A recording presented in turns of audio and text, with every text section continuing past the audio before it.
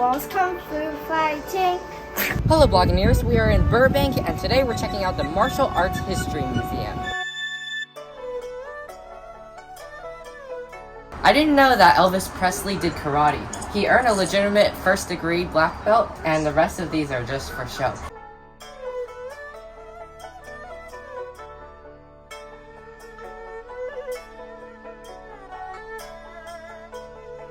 They're demonstrating kung fu moves.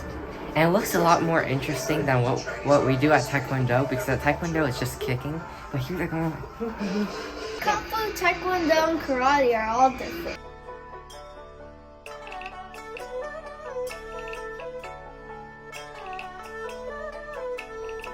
These are different weapons for martial arts, like this is a Tai Chi sword. This is the flying guillotine. It was ordered to be used by the Emperor of China because he wanted to destroy his enemies. It was thrown and it lands on someone's head like this, and then there's a chain that causes the blades to cut off the head. This section is on Bruce Lee, and from this I learned that he was one of the first mixed martial artists, which means he did Kung Fu first, and then he also dabbled in other martial arts like Taekwondo. Later on, he became a TV and movie star. This section is on Japan. This is the samurai exhibit, and from the plaque, I read two very interesting things. So first is that if a commoner offended a samurai, the samurai could just cut their head off, and that was legal.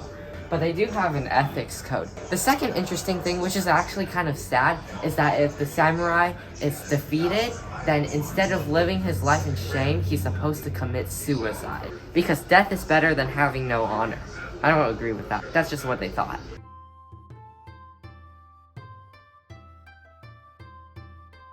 Ninjas are like spies, or it also says it's one of the first organized assassins for hire guilds. And some people say ninja are disgraced samurai who failed to commit suicide when their honor was lost. The ninja isn't wearing his mask properly. It's not even covering his nose. I don't know if this is related to martial arts, but look at this Japanese robot. Sumo is the most popular sport in Japan, and I guess these wrestlers have to eat a lot so that they gain fat. Although I think a lot of it is muscle, so it's not just blubber, and that way they're so strong. The aim of the game is that the wrestler has to try to force the other wrestler out of the circular ring. Now we're in Korea. Don't you like how just a few steps down we're in a different country?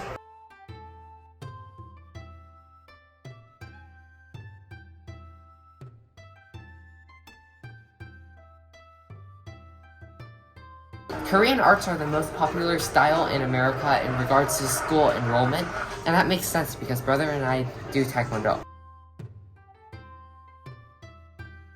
Taekwondo knows attacks. It's so entertaining. This is the Hawaiian section. Okay, I've never heard of Hawaiian martial arts, but I guess that's what they do.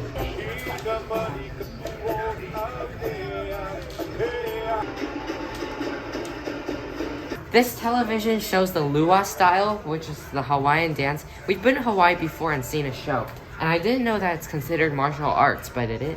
This section is on Thailand, and one style they use is Muay Thai, which involves a lot of elbows and knees. And by using these to hit so often, it strengthens the bones.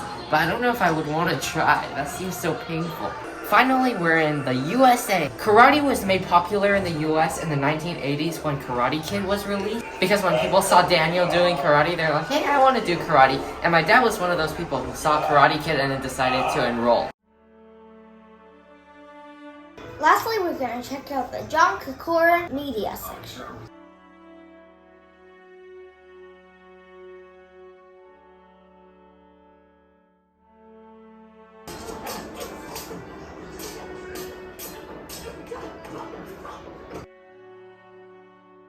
This is a timeline on American popular culture regarding martial arts. The one that's most notable to me is the 1984 Karate Kid because I've watched that. It's one of my favorite movies. And they have some original props from the movie. This is the headband from Karate Kid Part 2. This is the Cobra Kai patch. And here's the Karate Kid movie uniform. And that is the Martial Arts History Museum. My favorite part are all the videos that are scattered around the museum. because they tell you a lot of information, and there are some clips from movies that are very funny. My favorite part was reading about the history. I learned a lot, and I think the most alarming thing is that when samurai are disgraced, they have to commit suicide, although some of them just become ninjas. If you're into movies or culture like Karate Kid or Bruce Lee, there's a lot of facts and props to see here. So if you're in Burbank, come check out the Martial Arts History Museum. Twice a month, the movie stars from martial arts movies are here, and there's things like book signing. It would be such a cool event, and we would probably go if we were in the area, but we're so far away from home. See you in the next video. Bye.